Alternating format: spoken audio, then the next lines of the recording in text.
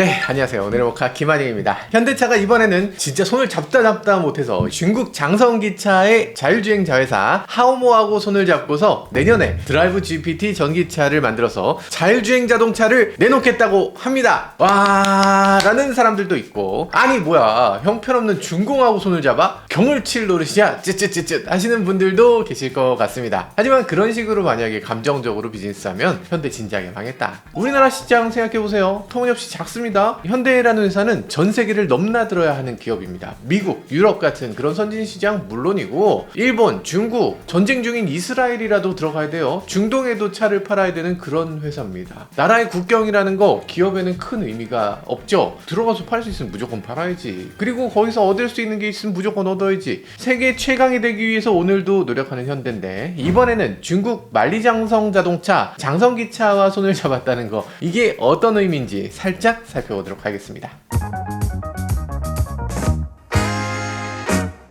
네, 먼저 기사를 보시죠. 현대자동차가 중국 자율주행 소프트웨어 기업 하오모와 손잡고 생성형 인공지능을 탑재한 자율주행 전기차를 출시한다, 이렇게 나와 있습니다. 중국 자율주행 소프트웨어 기업 하오모라고 하지만 실제로는 이게 장성기차의 자회사입니다. 부서였는데 독립이 됐다고 해요. 그래서 현대가 지금 이 차를 가지고서 어떻게 할 거냐, 우선 자율주행 자동차를 중국 시장에 내놓고 거기서 데이터를 수집해서 그걸 가져와서 자율주행 실력을 키우겠다라고 얘기합니다.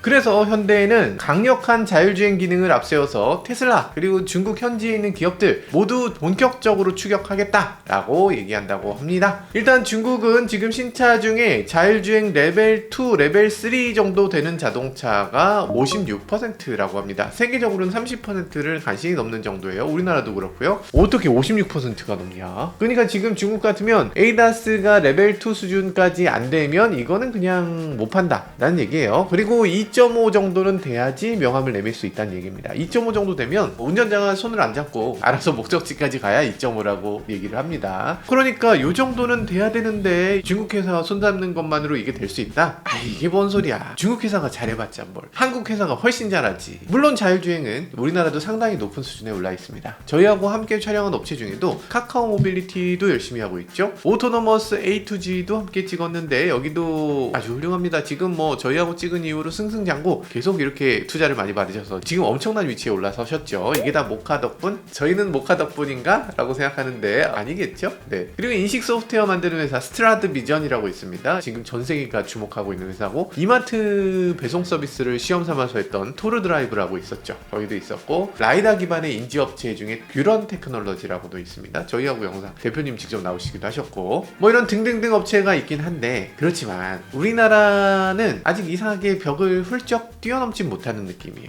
기술이 좀 부족해서 그럴 수도 있겠지만 법규가 너무 빡빡해서 그런 것도 있지 않겠나 싶은 생각이 들긴 합니다. 어쨌든 지금 자율주행 택시 도로에 없잖아. 얼마 전에 했다고 하는데 이거 뭐 택시로서 가치가 너무 없죠. 왜냐면 사람이 그냥 앉아있어. 사람이 앉아있는데 자율주행 택시래. 아니, 사람이 안 앉아 계셔야 자율주행 택시지. 사람이 앉아 계시고 여긴 공사장이니까 제가 운전하겠습니다 하면서 운전을 하다가 또 좀 있다가 이제 자율주행입니다 그러고 자기가 운전 안 하시다가 운전하시다가 요걸 하는데 이게 무슨 자율주행이야. 그 정도는 지금 현대차 HDA로도 되는 거 아니에요? 운전자가 없어야 비로소 자율주행 택시라고 얘기를 하죠. 외국하고 격차가 상당히 있고요. 현대가 보여준 포리투-닷이라고 있습니다. 이것도 있긴 한데 이것도 아직 멀었다. 모셔널 아이오닉5 자율주행 택시라고 여기 테헤란로 저희 여기 앞에도 한참 왔다 갔다 하더니 끝났어요. 사고 나서 끌려가는 건 제가 보긴 했다. 아무튼 지금 굉장히 멀었어요. 뭐 일단 부딪히건 뭐건 어쨌든 해야지. 투입해서 뭔가 해봐야지. 우리나라는 이게 잘 안 되고 있는 것 같다, 그런 생각이고요. 반면에 미국하고 중국은 아주 적극적입니다. 샌프란시스코 이쪽에 옆에 보면 산호세 있잖아요. 실리콘밸리 있죠. 그러다 보니까 실리콘밸리에서 새롭게 만든 자율주행 소프트웨어들을 막 샌프란시스코에 집어넣습니다. 그래서 여기 샌프란시스코 보면 롬바드 스트릿이라고 있어요. 세계에서 가장 코너가 많은 그리고 가장 가파른 도로, 여기를 지금 자율주행차로 맨날 왔다 갔다 합니다. 그래서 샌프란시스코에 가면 자율주행 택시가 너무 많아. 그리고 자율주행 테스트카도 너무너무 너무너무 많습니다. 그냥 당연해. 여기서 띡띡띡띡 눌러갖고 우버 부르듯이 아니면 카카오 택시 부르듯이 딱 부르면 운전자 없는 택시가 그냥 와요. 저도 타봤는데 타보면 와이씨 이게 되네? 이게 어떻게 되지? 이런 느낌이 듭니다. 뭐 택시 운전기사보다는 좀 느린데 그래도 택시기사보다는 훨씬 잘한다 이런 느낌도 들기도 해요. 어쨌든 샌프란시스코에서 시작된 것이 지금 LA에서도 하고 있는데 LA에 가도 웨이모 이제 탈 수 있습니다. 그리고 네바다도 자율주행 허가를 내줬죠. 중국도 만만치 않습니다. 중국의 네이버라고 할 수 있는 바이두 있잖아요. 바이두는 아폴로 플랫폼이라고 해서 자율주행 로봇택시를 이미 제공하고 있습니다. 100대 정도가 돌아다니고 있죠. 베이징에서. 레벨 4 자율주행으로 주행거리가 1억 km를 넘어섰다고 하죠. 대단합니다. 포니 AI, 미국 캘리포니아에서 처음 운영을 시작하기도 했고 중국에서도 서비스하는데 이 회사는 기본적으로 중국 회사입니다. 지난번에 제가 타고 왔는데 이것도 좀 미쳤죠. 너무 잘 돼요. 이 회사가 곧 한국에 들어오는데 한국에서도 포니 AI라는 이름을 쓰는 것 같아요. 포니 AI 코리아 뭐 이런 식으로 아마 이름을 붙일 것 같은데 이게 곧 국내에서도 시험주행을 시작합니다. 아마 올해 안에도 할 수 있을 것 같아요. 위라이드라는 회사도 있어요. 중국 캘리포니아에서 동시에 서비스하는 회사 있고요. 그리고 자율주행한다는 샤오펑, 니오, 리오토 모두 미국의 나스닥에 상장되어 있는 중국 자동차 회사입니다. 가만 보면 이 자율주행 회사들이 중국 회사라고 중국에만 하는 게 아니고 미국 회사라고 미국에만 하는 것도 아니죠. 자율주행을 글로벌로 하게 됩니다. 왜냐? 1억 킬로를 주행한다고 하잖아요. 데이터를 빠르게 얻어내야 돼. 전 세계의 망에 다 배포를 해야 돼. 그리고 이건 소프트웨어니까 이걸 많이 뿌리면 많이 뿌릴수록 n분의 1로 제품당 가격이 줄어들게 됩니다. 그러니까 이걸 위해서 그냥 세 개 동시에 서비스를 하고 세 개를 장악하는 게 무엇보다 중요합니다. 중국 정부는 이런 것들에 대한 중요성을 앞장서서 봤죠. 그러다 보니까 자율주행을 할 수 있는 시범구를 일찌감치 만들었습니다. 이 안에서는 자율주행을 그냥 해. 괜찮아. 뭐 여기서 사고나? 사고 날 수도 있지. 어쨌든 일단 해. 공산당이니까. 누가 뭐 죽거나 다칠 수는 있는데 일단 한번 해봐. 이런 느낌 약간 있죠? 안전이 중요한가? 기술 발전이 중요한가?에서 모든 것이 타협입니다. 모든 기술 발전은 안전상 문제를 겪게 돼 있어요. 근데 중국 같은 경우는 기술 발전이 조금 더 우선에 있는 것 같아. 그런 거 아닌가라는 생각이 들긴 해요. 어쨌든 그럼에도 사고는 지금까지 한 번도 없었던 거 보면 아마 기술에 대한 신뢰가 무한히 있지 않았나. 이 장벽을 높게 쌓아놓고 이걸 달성 못하면 운행 못하고 달성하면 그럼 그때부터 운행할 수 있어 라는 그런 것들을 정부에서 수준 관리를 적극적으로 해줬던 것 같아요. 그러다 보니까 자율주행을 몇 대까지 할 수 있냐면 기업별로 100대까지 운행할 수 있도록 제한을 뒀습니다. 이게 만약에 너무 많으면 컨트롤이 안 된다. 100대에서 시작해서 이제 500대, 1000대까지도 올릴 수 있도록 만들고 있습니다. 자율주행 회사가 중국에 한 4개 정도가 돌고 있잖아요. 그럼 이 4개 정도면 4000대의 택시가 도는 거야. 이 자율주행 공간 안에만.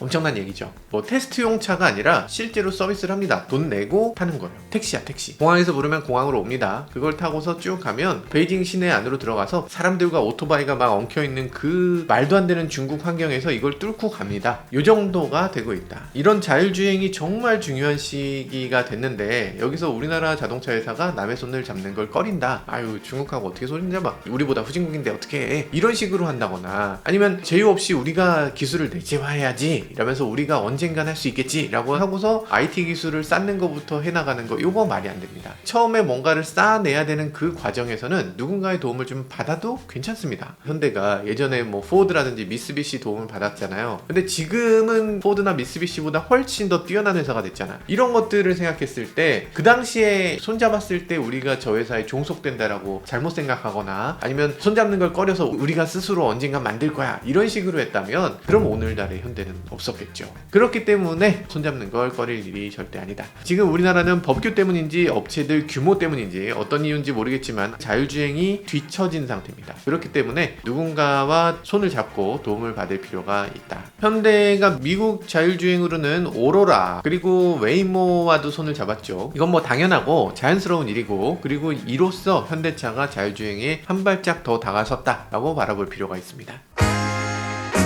근데 여기서 중요한 게 있죠. 현대가 요번에 하오모하고 손을 잡았는데 하오모는 드라이브 GPT라는 이름을 사용해서 자율주행을 한다고 되어 있습니다. GPT 많이 들어봤잖아요. 야 GPT라고 하면 그거 챗 GPT 아니냐? 라고 하시겠지만 아닙니다. 일단 GPT라는 말은 Generative Pre-trained Transformer 약자죠. G 자기가 스스로 만들어낼 수 있고 P 미리 학습했고 T 트랜스포머는 이건 좀 어려운데 구글이 만들어낸 방식의 신경망을 쓴다는 겁니다. 됩니다. 신경망이란 말 자체가 조금 어려울 것 같아요. 요거는 한번 짚고 넘어가야 될 것 같아요. 그죠? 쉽습니다. 여기 쫄지마. 진짜 쉬운 거예요. 챗GPT 처음 나왔을 때 어떻게 생각했습니까? 다들 와씨 이거 뭐야, 와 이거 사람 말보다 더 잘하네, 와 신기하다 라고 하는 사람들도 있었는데, 반대로 이걸 비웃는 사람들도 상당히 많았습니다. 똑똑한 사람들일수록 더 비웃었어. 단순한 산수도 틀리네, 백나누기 계산 몇이야, 야 이거 3.3333인데 뭐 엉뚱한 소리 하네, 뭐 이런 식으로. 이렇게 단순한 계산을 틀리는 이런 바보 같은 걸 뭐가 좋다고 그렇게 빨아댑니까? 뭐 이렇게 얘기하는 사람들도 있었죠. 그러면서 그때 그 엉뚱한 말하는 걸 가리켜서 할루시네이션이라고 얘기했습니다. 우리나라 말로 하면 뭐 환상 같은 게 할루시네이션이죠. 뭐랄까,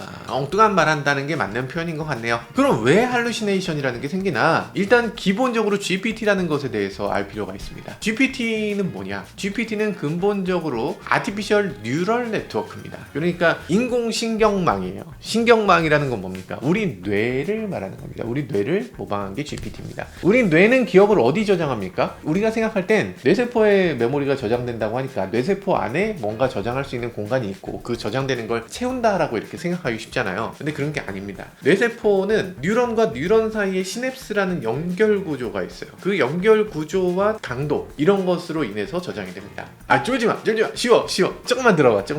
요즘 컴퓨터는 이렇게 프로그램 막 짜잖아요. 옛날에 초기 컴퓨터는 어떻게 됐습니까? 계산하려면 케이블을 빼서 꽂았어요. 케이블을 옮겨서 막 꽂는 겁니다. 뭐 1 더하기 1 하려면 1 더하기 1을 이렇게 꽂았어요. 그게 프로그램이었어. 이걸 끼웠을 때 뭐가 일어나고 이런 것들에 대해서 꽂는 거, 그게 당연한 거였습니다. 그 꽂는 것이 뇌세포끼리 일어나는 거야. 이 시냅스라는 건 그 연결 구조를 말하는 겁니다. 나는 영상을 기억했는데 완전히 생생하게 영상이 기억되고 완전히 생생하게 사진처럼 딱 기억이 되는데, 근데 어떻게 그걸 꽂아서 그걸 기억합니까? 그 데이터가 얼마 된다고? 우리 기억이라는 건 카메라의 영상처럼 딱 기억될 것 같지만 그렇지가 않습니다. 기억은 희미한 연결고리로 남는 거예요. 이렇게 연결만 돼 있는 거야. 연결고리 데이터가 있는데 그걸 갖고 끄집어내면 그냥 의미 없는 정보가 이렇게 나오게 됩니다. 그러면 인간은 그때 그 힌트를 통해서 다시 기억을 영상처럼 재해석하는 거예요. 실제로 영상이 저장된 게 아니고 힌트가 있는 거야. 꿈 같은 거랑 비슷한 거야. 꿈도 사실은 저런 정보 전체가 한 번도 본 적 없는 정보인데 꿈속에서 그걸 마치 뭔가 기억이 있는 것처럼, 내가 실제로 경험한 것처럼 느끼게 되잖아요. 자는 동안 몇 가지 힌트가 머릿속에 나타나면 그걸 해석해내기 때문에 그걸 현실처럼 느끼는 거예요. 기억처럼. 근데 사실은 그건 기억 저장소에 들어있지 않은 거죠. 그러니까 일어나고 나면 그 저장소에 아무것도 없기 때문에 그게 사라지게 되는 거죠. 깨나서 내가 무슨 꿈을 꿨더라 하고 한번 리마인드를 하고 나면 그게 다시 기억 메모리로 들어가서 다시 기억될 수 있죠. 그러니까 쉽게 말하면 기억이라는 건 여러 힌트들이 남는 거고, 이 뉴런은 그 기억 속에 있는 그 힌트들을 끄집어내서 그걸 현실로 재가공하는 겁니다. 그러니까 현실처럼 재가공하는 과정에서 그 몇 개의 힌트만 갖고 재가공을 하기 때문에 사건이 전혀 다르게 기억될 수가 있어요. 그래서 챗GPT에 나오는 이 T, 이게 트랜스포머인데 몇 가지 힌트를 갖고서 유추해내는 거, 그게 바로 트랜스포머예요. 실제로 정확한 정보가 있을 필요가 없어. 정확한 정보는 없어도 그걸 갖고 유추해내는 겁니다. 우리가 꿈꿀 때 몇 가지 힌트만 있으면 가본 적도 없는 해외여행도 갈 수 있고 없는 여자친구도 생기고, 죄송해요. 현실에 깨보면 안 생기죠. 죄송해요. 그런 것들이 있는 것처럼 챗GPT도 그런 거예요. 이 힌트를 갖고서 기억을 만들어내는 거기 때문에 이 기억이 왜곡될 수 있고, 기억이 왜곡되는 건 그 기억이 희미하기 때문이죠. 기억이 희미할수록 그 왜곡은 커지고, 기억이 더 명확할수록 왜곡은 적어지죠. 더 정확하게 나오게 됩니다. 그러면 GPT에서 T가 트랜스포머야. 그럼 P, 프리트레인드는 뭐냐? 그 프리트레인드라는 것이 바로 그 기억을 더 강화시키는 겁니다. 기억이 더 명확하고 풍부하다면 틀리지 않을 수 있다. 그래서 이런 걸 가리켜서 롱텀 포텐시에이션이라고 얘기합니다. 롱텀 포텐시에이션이라는 건 장기 기억 강화예요. 그래서 더 많이 기억을 학습하고 더 많이 반복하고 더 많은 데이터를 넣으면 더 잘 기억하게 된다. 그래서 GPT에서 이 중간에 있는 P, 프리트레인드라는 게 그만큼 중요하고, 정확한 데이터를 위해서 프리트레인드를 계속 시켜야 되는 거고, 그렇기 때문에 전 세계에 있는 더 많은 영상 데이터, 더 많은 사진 데이터를 계속 빨아먹어야 되고, 그만큼 전기를 잡아먹는 하마다, 이런 얘기들을 그래서 하게 되는 거죠. 그래서 엔비디아 주가가 이렇게 올라가게 되는 것이기도 하고요. 세계의 모든 인터넷 정보를 모두 학습하면 더 좋은 결과가 나올 수밖에 없다. 용량이 어마어마하겠다고? 그렇죠. 집에 하드디스크 몇 테라입니까? 영화 한 편만 저장해도 수십 기가잖아요. 그러면 10테라 하드 금방 찹니다. 여러분들의 하드도 이상하게 빨리 차잖아요. 그런데 여러분들의 뇌 속에는 엄청나게 많은 정보가 들어있을 거잖아요. 10년 전에 본 영화도 기억나는데? 그러면 뇌는 수천 테라를 영상을 담고 있는 거야? 그 많은 영상을 어떻게 기억해? 기억하는 게 아니고 힌트만 저장되는 거예요. 그러니까 지금 프리트레인드라는 게 트레인이잖아요. 이걸 가리켜서 데이터를 다 그냥 저장하는 게 아닙니다. 힌트만 갖고 있는 거예요. 이런 경우엔 이렇게 되지 않을까라는 그 힌트들. 이런 거는 기억하는 게 아니라 사실상 기억하는 것 같은 거지. 신경망이라는 것은 학습을 통해서 힌트를 저장하는 거기 때문에 인터넷 전부를 저장할 메모리가 필요한 게 아니고 그렇게까지 저장 장치가 많이 필요한 건 아니다. 자, 쓸데없는 얘기가 너무 길었지만, 그래서 지금 드라이브 GPT의 GPT는 뭐에 쓴다는 건가? 우리나라 기사를 보면 이런 식으로 되어 있습니다. 하우모의 드라이브 GPT 기술은 테슬라가 지난달 로보택시 사업을 발표할 때 소개한 신경망 모델 엔드투엔드와 닮아 있다, 이렇게 얘기하는데 좋은 말씀이신데 조금 보충이 필요한 것 같습니다. 일단 엔드투엔드라는 것은 어떤 모델 이름이 아니죠. 아마 AI에 조금이라도 관심 있으신 분들은 엔드투엔드란 말을 아주 많이 들어보셨을 겁니다. 이건 뭐냐면 챗 GPT도 마찬가지고 그전부터 AI 모델에 대해서 많이 바뀌고 있는 그런 추세인데, 예전 같으면은 AI 중간중간에 인간이 개입해서 뭔가를 자꾸만 했어야 됐어. 그래야 AI가 더 잘 나올 것이라고 생각했습니다. 근데 요즘 들어서는 야 공부해, 그리고 아예 건드리지 않는 거예요. 공부하고 나면 애가 똑똑해져 있어.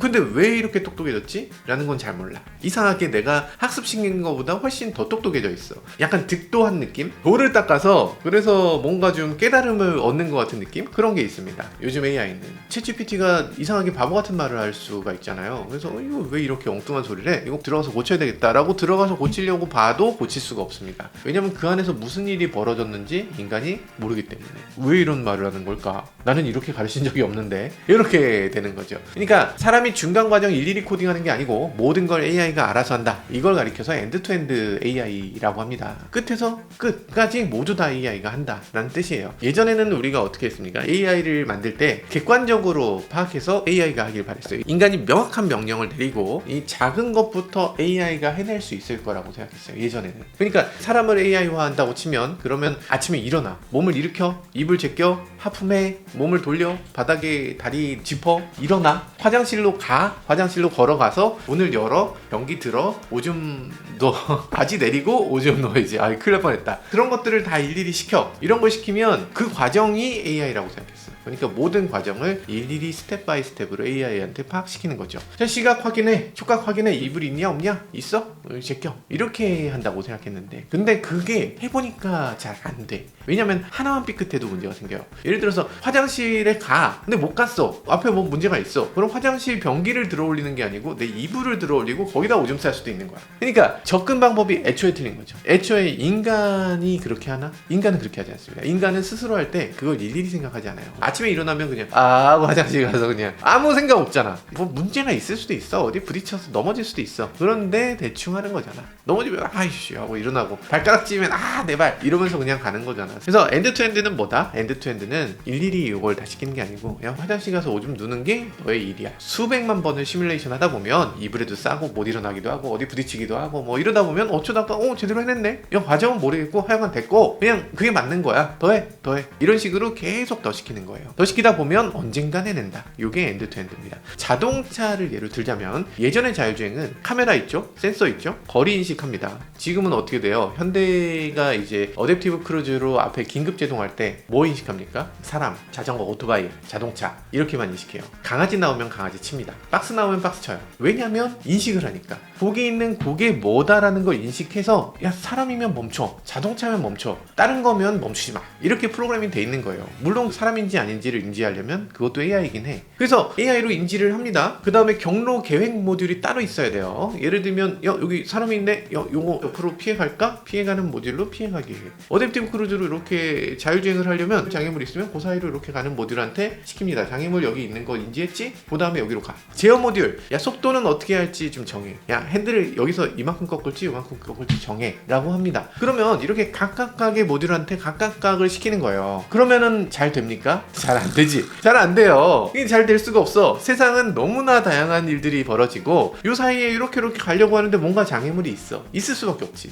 엔드투엔드는 뭡니까? 카메라, 데이터 센서, 초음파 센서 이런 것들을 그냥 집어넣습니다. 그러면 AI한테 집어넣어. 야 모르겠고 사고를 하지 않게 알아서 가봐 라고 하면, 그러면 AI한테 그 데이터들을 쭉 줄 때 그걸 AI가 알아서 핸들을 돌리는 겁니다. 처음에 그냥 갖다 박는 거예요. 계속 반복해서 갖다 박아. 야 그거 아니거든? 그거 하지 마. 힌트를 주는 박으려는 겁니다. 그러면 그거 안 박으려면 어떻게 하는지 봅니다. 뭐 옆으로도 가고 이리도 가고 뭐 저리로도 가고 막 길을 딱 정해주는 거예요. 디지털 트윈이라고 해서 실제 도로하고 똑같은 환경을 이 컴퓨터한테 시뮬레이션으로 가상으로 만들어줍니다. 거기서 계속 시뮬레이션을 하는 거예요. 그걸 가리켜서 학습이라고 하고 그걸 프리트레인드라고 합니다. GPT의 P예요. 요즘 AI는 이런 식으로 다 합니다. 옛날에는 알파고 같은 게 인간의 바둑 기보 같은 걸 보여줬잖아요. 바둑 기보를 보고서 좀 배워 라고 하면서 그걸로 가르쳤죠. 이젠 그렇게 합니까? 이젠 안 하죠. 이렇게 하면 이기는 거고 이렇게 하면 지는 거야만 알려주면 수백만 판 수억 판을 혼자서 막 둡니다. 그리고 말도 안 되는 수를 딱 만들어요. AI가 걷는 법을 가르칠 때도 마찬가지죠. AI한테 걷는 방법 이렇게 걸어 이렇게 가르칠 필요 있습니까? 요즘은 없습니다. 요즘은 그냥 인간의 신체를 입력해 그리고 나서 알아서 뛰어 라고 하면 이렇게 뛰죠. 이렇게 AI가 스스로 뛰는 방법을 연구하는 거예요. 이런 것이 요즘의 AI다.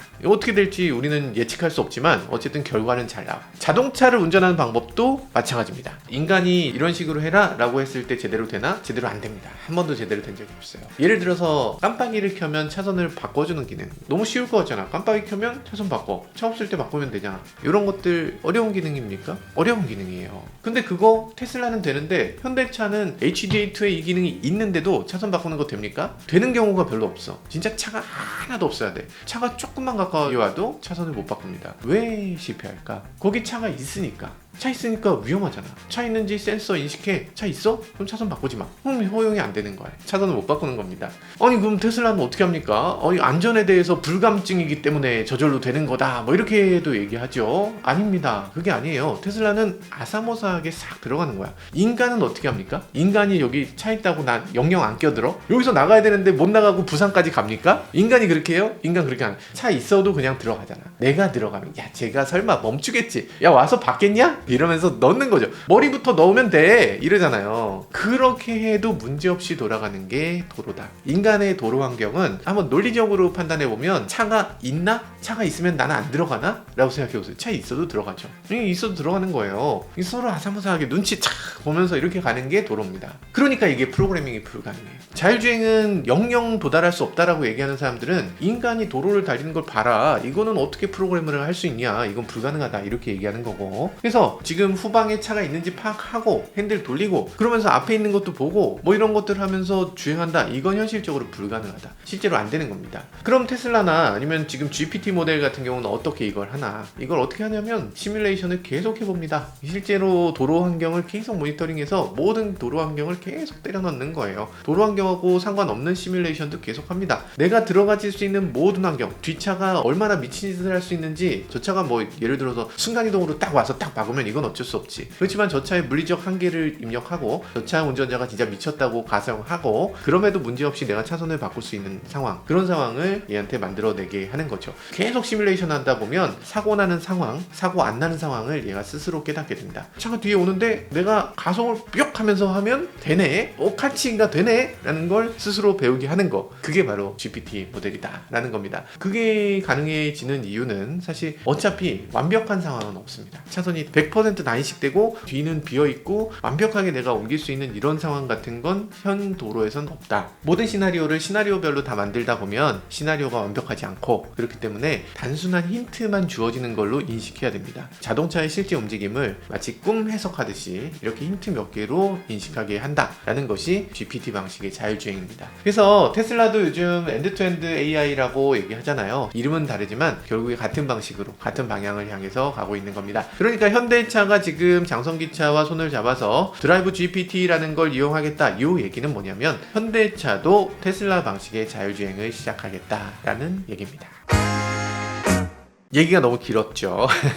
그러면 하필 왜 GPT냐 이런 생각도 하실 수 있는데, GPT는 여러 가지 면에서 유리합니다. 뭐 이런 경우 있을 거잖아요. 아까 말씀드렸듯이 정해진 방식, 예를 들면 자동차야 자전거야 오토바이야 사람이야, 이런 정해진 것이 아니라 아예 학습하지 않은 것이 나타났을 때, 고양이가 나타났어, 박스가 나타났어, 이거 어떻게 안 쳐? 이걸 쳐? 브레이크해? 뭐 등등등의 상황들이 있을 수 있잖아요. 이런 것들에 대해서도 힌트로서 존재할 때 이거를 어떻게 해석해야 되겠구나, 이런 것들도 것들도 트랜스포머를 이용해서 나름대로 해석할 수 있다. 그래서 결정적인 사건을 피할 수 있게 된다라는 큰 장점이 있을 수 있겠죠. 그리고 GPT라고 하면 여러 가지 장점이 있겠지만 그 중에 하나는 사용자와 소통도 더 향상될 수 있는 가능성이 있습니다. 예를 들면 자율주행을 운전자가 음성으로 명령 내리고 음성으로 명령 듣고, 아니면 주변 상황에서 여러 가지 일들이 있을 수 있잖아요. 예를 들면 정말 자율주행의 최악의 상황은 어떤 거냐면 데들락이라는 게 있죠. 앞으로도 못 가고 뒤로도 못 가는 상황, 이런 상황이 발생합니다. 그러니까 차 두 대가 딱 막았어. 얘는 어떻게 할 수가 없어. 이런 상황에서 어떻게 해결해야 되나, 이 프로그램에선 제대로 상상하지 못하는 그런 상황이 있을 수 있어요. 사람은 조금 더 유연하게 생각할 수 있을 거잖아. 여기서 오른쪽으로 빠졌다가 가면 돼, 이런 식으로 힌트만 주면 되는데 보통은 이런 상황에서 힌트를 못 주죠. 답답하게 멈출 수밖에 없는 상황이 있습니다. 샌프란시스코에서 크루즈 자율주행차가 이런 식으로 사고가 나기도 했는데, 사고 나는 상황은 굉장히 억울했죠. 뭐냐면 내가 사고 낸 상황이 아니고 주행하고 있는데 맞은편에서 주행하던 차가 사람을 쳤습니다. 무단횡단 사람을 쳐서 사람이 날라와서 내 차 앞에 떨어졌습니다. 멈추려고 했는데 멈출 수가 없었어. 밟을 수밖에 없었어.